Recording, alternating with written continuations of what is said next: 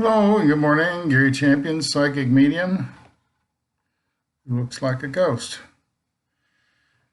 Years ago, I wrote a book called You Are Never Alone Because Spirits Are Everywhere. Had to look it up. And I think it's still out there for sale.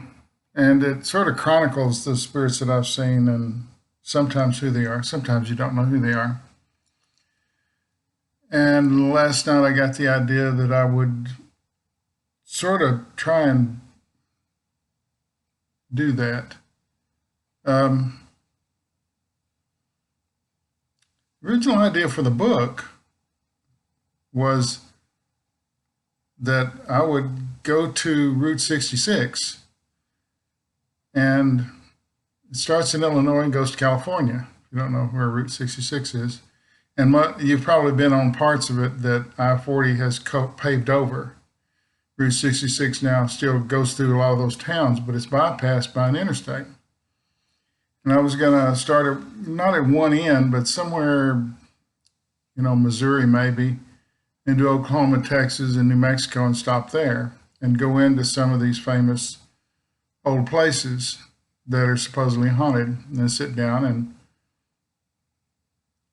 see who was there. Just open up and try and perceive who was there and see if they would say something. Often they don't say anything. Been 1,000 places where they just say their name. They don't seem to say anything else unless there's a reason. And for me, they just want me to know they're there. I can feel them and sometimes see them, but and someone's saying not as often as I used to. Yeah, I don't see them often as I used to. Maybe it's like a card trick. If you've seen it a few hundred times, you don't need to see it anymore. Notice how people who have passed are correcting me. That I can't seem to say anything without being corrected. It would aggravate the average person. For me, I'm used to it. If I'm saying something wrong, I need to be corrected. And who would correct me about talking about the dead or someone who's passed, other than someone who's passed? They're the experts. And yes, I do trust them implicitly. If they say get out of the car, I get out of the car. If they say don't do this, I don't do that. And I've had people say, it doesn't seem like you're living your own life. It seems like you have these spirits telling you what to do, and you don't really say, yeah, that's pretty much it. I don't really live my life. I'm living a life that I'm supposed to, though, I believe. Accuracy in readings for mediums comes, and most mediums don't know this, but it comes when you give up your idea of what you think is right. Your prejudices, all the things that, your anger.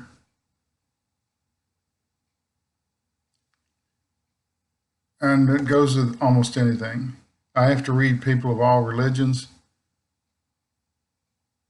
I don't see the difference. I don't. People get angry and pound a table saying how wrong it is that they believe in this or that. I don't see that. I believe it's everybody's right to worship the way they want to, and who would I be to tell them otherwise? I'd be in the way. Good readings come from clarity. Clarity comes from ignoring everything that you grew up thinking that was real that isn't. And that's most things. We've been programmed to believe things that aren't real by our parents or institutions of higher learning. They don't know what's right. They haven't a clue. They're following protocol from people that they did before them. And most of what you learned is not true. Watching a program last night, really fascinating. The First Faces on the American Continent or something like that. It's a PBS thing where they went into a cave and went way, way down, and it's all filled with water now. And they found this skull of this young girl, and they've reconstructed it and discovered it's like 13,000 years old. And everything they've learned from that predates what they thought was real has now wiped that slate clean. Everything they thought was real, this girl has proven many of them just aren't true at all. So history was rewritten by the discovery of one skull in a deep cavern way underground full of water. So they declare loudly, blah, blah, blah, and then they have to take it back at some point because history is in the ground, and when they dig it up, and part of the program was that American Indians, Native American Indians, are unique, that they're a blend of the first ones that came here across that land thing, Alaska, that land where the ice retreated in the Ice Age and they could walk through. Those were a blended group of people from another part of the world. When they came here, their DNA is unique. Native Americans their DNA is unique. All that stuff, they didn't know that before. Anyway, when doing a reading, you shouldn't have any preconceived ideas. So for all of you mediums or medium wannabes, and there's a lot of you out there, there's some really good mediums doing some really good work that aren't getting any recognition at all. And they're doing good work largely because they've ignored their own prejudices and pre-taught things that I've always used that one. You know, my mother said, don't go in the water 30 minutes after eating or blah, blah, blah. And someone sent me a thing saying that was true. So I don't believe it is. You can't prove it. How are you going to prove it? Just some old thing somebody said and everybody glommed onto it. And that's, anyway. Object of this video, I'm getting a little preachy, aren't I? My guys are saying you're getting a little preachy. Okay. So the object of this is to open myself up and see what spirits I can find. Some I'll know and some I won't know. And they may just give me their names. I won't have any way of knowing who they are. Okay.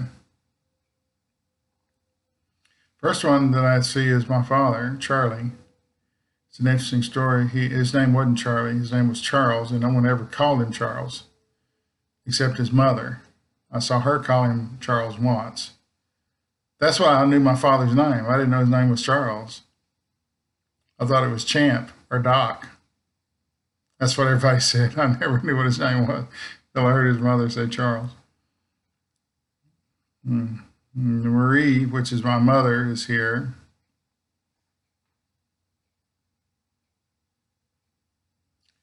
Okay, it's a lot of strange stuff coming through. Afghan traditions die hard. I have no idea what that is. I know nothing about Afghans.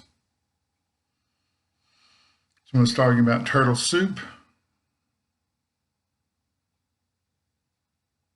There's someone here who used to cut hair. Billy, a hair cutter. And I don't believe I know Billy. If I do, I'm unaware. He says I don't need a barber anymore. That's true. He's making a joke in my experience.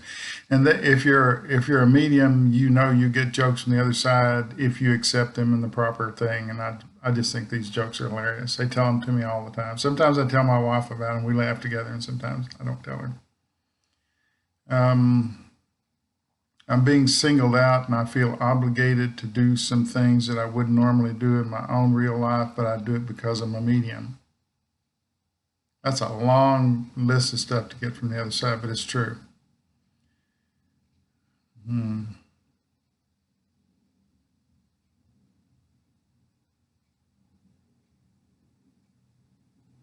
There's someone here named Larry who, when he was here, he is a pedophile. He's saying he's sorry, but he didn't know where to go with that.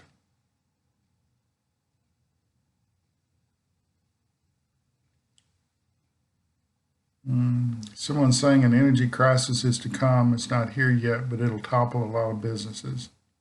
A lot of industries will disappear because energy is going to change to something else. Fluid.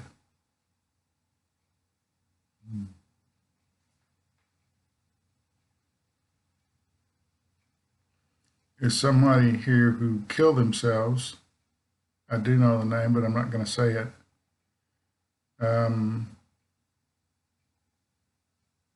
And should have received psychological treatment. Probably would have saved his life, but he was too afraid to go there. It might hurt his job or something like that.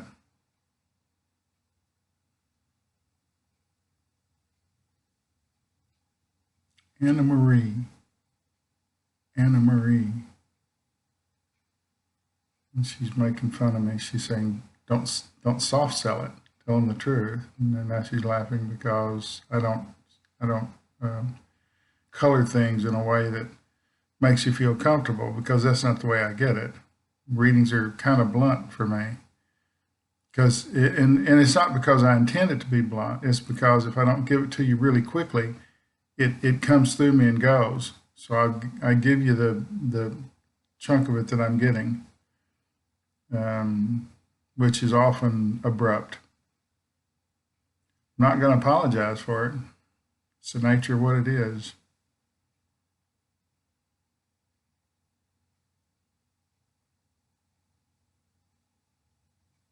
Anna Marie. This may be for one of you out there. Babysitting. I don't do babysitting.